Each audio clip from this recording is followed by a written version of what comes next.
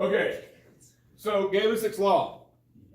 When the volume of a gas is constant, the pressure is directly proportional to the temperature. So P1 over T1 is equal to P2 over T2. It's very similar to Charles' law we talked about yesterday.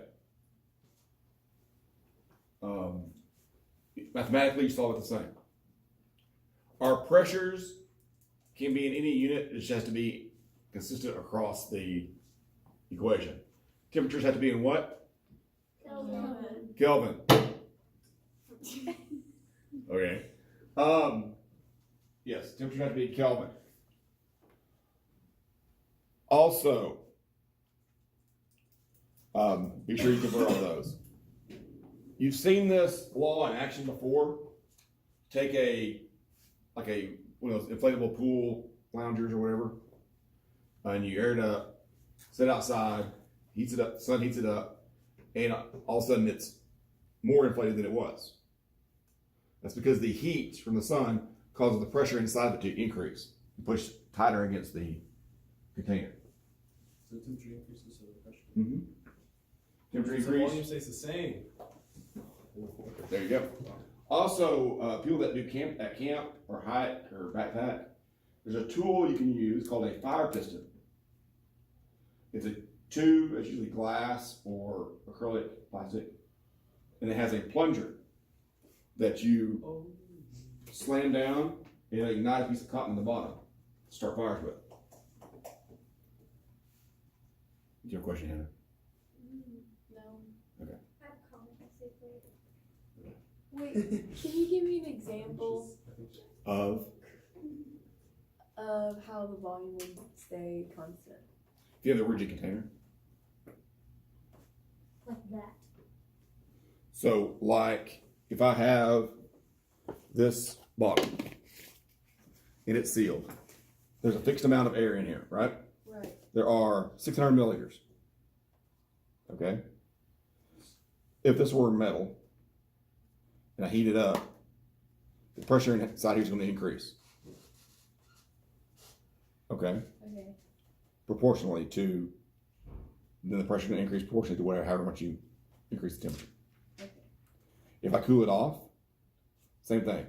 Pressure will decrease proportionally.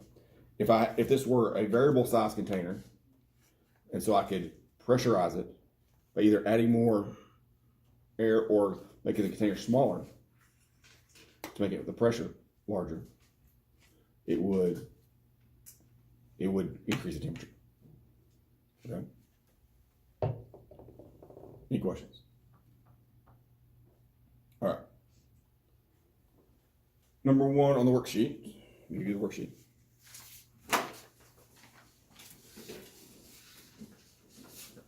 What are you doing? No.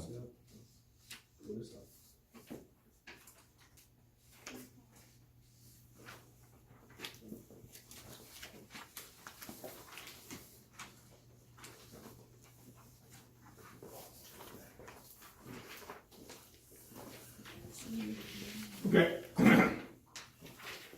Determine the pressure change when constant volume of gas, 1 atm is heated from 20 Celsius to 30 Celsius. So you laid out P1, starting pressure, is 1 atmosphere. T1, starting temperature, is 20 Celsius, converted to Kelvin, 293 Kelvin. P2 is what we're looking for, right? Ending temperature is 30 Celsius, which is 303 Kelvin. Put it in our equation, solve, you get 1.03 atmospheres. But is that what we're asking for? No, you're looking for the change. For the change. So you have to subtract the starting temperature, or not temperature, starting pressure from the ending pressure, so it's 0.03 atmospheres. So pay attention to your the verbiage in the problem. Okay, what it says. Any questions on how I did that? The math is the same as yesterday.